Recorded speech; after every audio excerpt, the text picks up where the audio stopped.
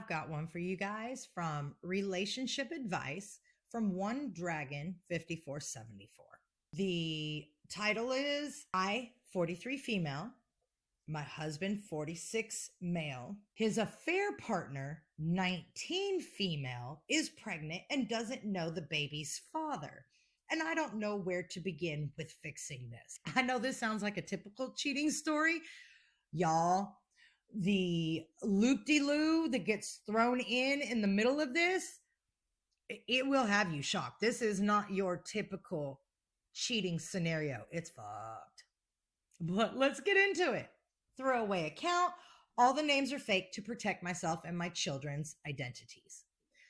A few days ago, my husband of 19 years came to me telling me that he wanted us to sit down and talk as he needed to come clean that he has been having an affair for the past 6 months. He arranged with his mother to have the kids for the night, and she would get them in school the next morning so that they could talk privately. He had arranged this with her during the day while I was at work. When I arrived home at 6:45, he was sitting in the living room alone, waiting and looking very nervous and quite frankly ill. I was immediately concerned for him and asked where the children were. He wouldn't meet my gaze, reached out for my hands, sat down again, and quietly announced he was so sorry and he never meant for this to happen, but that he had cheated on me. Never meant it to happen. What'd you do? Slip and your dick fell into her? That's didn't mean it to happen. Other than that, you had full intent, sir. Just saying. I had no idea how to react. I was still concerned why no one else was home, as they all should have been home hours ago. Normally, getting back around 4 p.m., and none had messaged me to ask if they could be out with friends, anything like that. He started to ramble on, I think trying to explain himself as if there's any explanation for cheating. I wasn't paying attention, demanding that he tell me where our children were. And eventually, he told me that his mother was looking after them for the night. He asked me to calm down and let him explain himself. I admit, I snapped. When he said this, how can he expect me to calm down when he's just admitted to breaking our vows? What is there to explain? If he wanted a divorce, he could have just asked for one months ago. He started to get upset, begging me to please calm down and let him talk. He didn't choose this, but there's more to the story. He didn't choose it.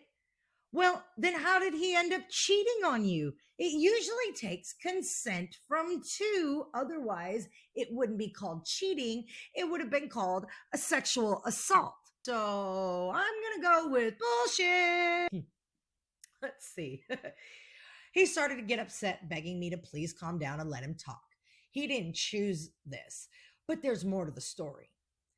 I was so full of emotions, I walked outside and sat in my car. He followed me to the door, crying and begging me to listen, and please don't go. I sat in my car for I don't know how long, just sobbing, thinking of our marriage, our children. What will happen now? Does this mean divorce? Does it mean couples counseling? Can I forgive him? And the biggest question, why? Why did he cheat? Who is she? Why is she better than me?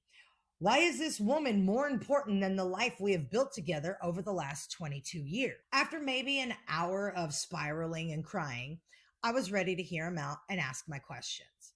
I knocked on the door. He opened it, reached for my hand, and we sat down again.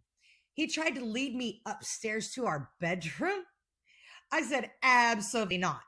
We're talking this through downstairs now, or you can leave now. I didn't know what to expect from what he wanted to tell me. I didn't care for the apologies or excuses. He told me the affair had started 6 months ago, but it had just been secret messaging, nothing flirtatious from his side to begin with. Then things escalated and she became more boldly flirtatious. And during a night I was working away, they slept together the first time. That was supposedly 4 months ago. He hasn't admitted so, but I believe they've been intimate regularly since. I asked why, who, how, so many questions. I didn't give him time to answer as I began to spiral again. He said it was Emily, a name that didn't mean anything to me. I half laughed and said, am I supposed to know who that is? And he said, James's Emily. Y'all, you ready for the fucking roller coaster ride? Because here it comes. Here comes the loop-de-loo. James is our 18-year-old son. Emily, the 19-year-old, is his ex-girlfriend. My husband is sleeping with my son's ex-girlfriend.